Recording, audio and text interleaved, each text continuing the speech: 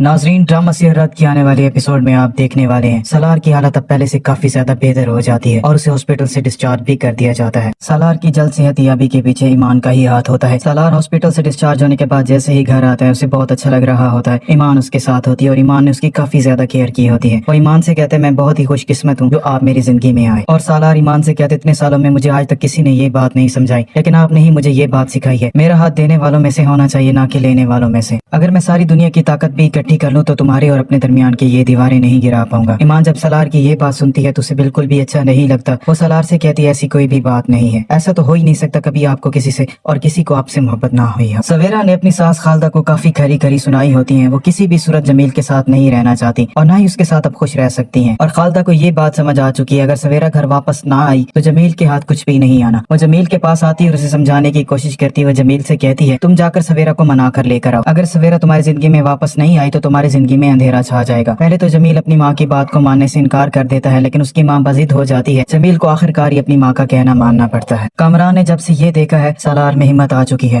اس کے پاؤں تلے سے زمین نکل گئی ہے۔ اب تک تو کامران ہی سالار کو مارتا آیا تھا، لیکن اب سالار نے بھی کامران پر ہاتھ اٹھایا ہے اور کامران سے یہ بات بالکل بھی برداشت نہیں ہو رہی۔ کامران کی بہن سمن بھی سالار کی وجہ سے کافی زیادہ پریشان ہوتی ہے۔ کامران کو یہ بات بالکل بھی اچھی نہیں لگتی۔ وہ سمن سے کہتا ہے تمہارا کیا لگتا ہے اسی شخص کی وجہ سے تمہاری شادی ٹوٹ گئی تھی، اس نے ایمان کے لیے تمہاری شادی توڑوا دی۔ سمن اپنے بھائی کو جواب دیتی اس میں سالار بھائی کا کوئی بھی قصور نہیں ہے، میں خود یہ شادی نہیں کرنا چاہتی تھی اور میں نے ہی سالار بھائی کو اجازت دی تھی۔ کامران جب یہ بات سنتا ہے تو کافی زیادہ چونک جاتا ہے۔ ایمان جب اپنے باپ عالم صاحب سے ملنے جائے گی تو عالم صاحب اس کو دیکھ کر کافی زیادہ خوش ہو جاتے ہیں، اور ایمان کی وجہ سے وہ کافی زیادہ پریشان بھی ہوتے ہیں۔ اسے پتا ہے سالار کے گھر والوں نے ابھی تک ایمان کو قبول نہیں کیا۔ وہ ایمان سے سوال کرتے ہیں تم اپنے سسرال میں محفوظ تو ہو، خوش تو ہو؟ ایمان اپنے بابا کے سامنے جھوٹ بولتی ہے اور اسے بتاتی ہے سالار مجھے بہت خوش رکھتا ہے اور میں وہاں پر بہت زیادہ خوش ہوں۔ ایمان کے ساتھ ساتھ عالم صاحب بھی یہ بات جان چکے ہیں سویرا جمیل کے ساتھ بالکل بھی خوش نہیں ہے۔ وہ اپنی بہن سویرا کے پاس آتے اور اسے بتاتی ہے بابا صرف ہماری خوشی چاہتے ہیں اور اس بات کو بھی جانتے ہیں تم جمیل کے ساتھ بالکل بھی خوش نہیں ہو، اگر تم واپس نہیں جانا چاہتی تو ہم تمہیں واپس نہیں بھیجیں گے۔ اور وہیں دوسری طرف جمیل کو بھی یہ بات سمجھ آ جاتی ہے اگر سویرا گھر واپس نہیں آئی تو اسے ایک پھوٹی کوڑی بھی نہیں ملے گی۔ وہ اپنی ماں کا کہنا مان جاتا ہے اور سویرا کو منانے کے لیے اس کے پاس پہنچ جاتا ہے۔